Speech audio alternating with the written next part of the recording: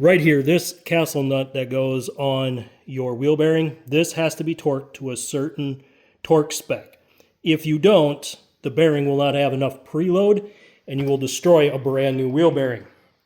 That being said, if you don't retorque your wheels after you've taken them off after driving 50 miles, you will lose the wheel. Losing the wheel going down the highway is extremely dangerous, so don't do that.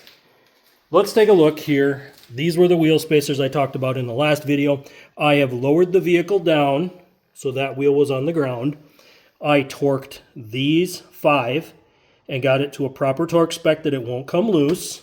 I can then put that wheel on, torque that, and put the center cap back on. And yes, technically, because I took that wheel off, I should retorque that after 50 miles. I run a high enough torque spec on my stuff that I feel confident that I've never had one come loose, so I know that I'm all right, but I only know that because of this torque wrench right here. This one is a Napa Carlisle. It is one of the higher brand ones. This one goes to 250 foot-pounds, so very, very strong torque wrench. I got this for doing wheel bearings. Oftentimes wheel bearings will be very high torque. We're talking like 180, possibly higher. Also, I got this, and this allows me to calibrate my torque wrenches. If you don't calibrate your torque wrenches, what happens is eventually they go bad, meaning that they no longer torque at what you set them to on the handle. So you do need to check them, and this is a double check that I can use to make sure that I'm at the right torque spec. This one does come with different adapters, so I can do different stuff, like if I need to dial down or if I want to run a smaller socket. It also comes with this that allows me to take this cover off. There is batteries in this, so if you're going to store it for a long time, take the batteries out so you don't wind up wrecking it, because the batteries will corrode if you just leave them in there.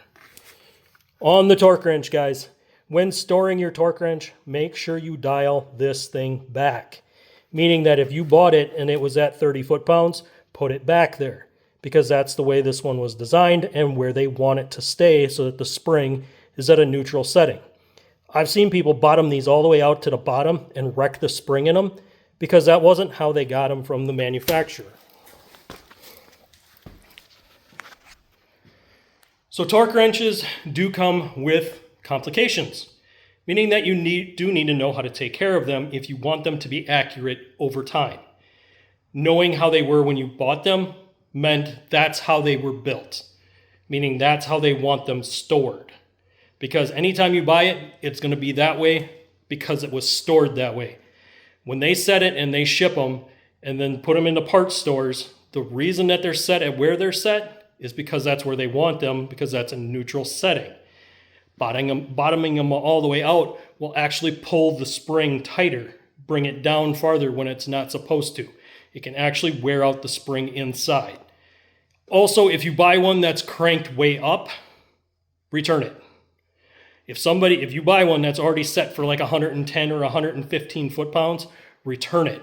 Because that means that there's something defective with that torque wrench. It should never be set that high. It's either going to be at the lowest number or all the way bottomed out. Most of the time, it'll be set to the lowest number on the torque wrench. That one is at 30. My other one was set at 5. So very, very low. And that one was inch-pounds, not foot-pounds. So also, it does make a difference what torque wrench you buy. Just know that there is foot-pound and inch-pounds. They also use newtons if you're overseas, guys. I don't know the overseas measurements as well, so I'm not going to pretend to tell you guys what torque wrenches to buy because I don't deal with it. So make sure you have a good torque wrench that covers full range, meaning that you want to go from inch-pound all the way up to foot-pound. You want to cover a span from 0 almost up to 300 if you can. So that's the span. You want to be able to cover that 0 to 300 in foot-pounds.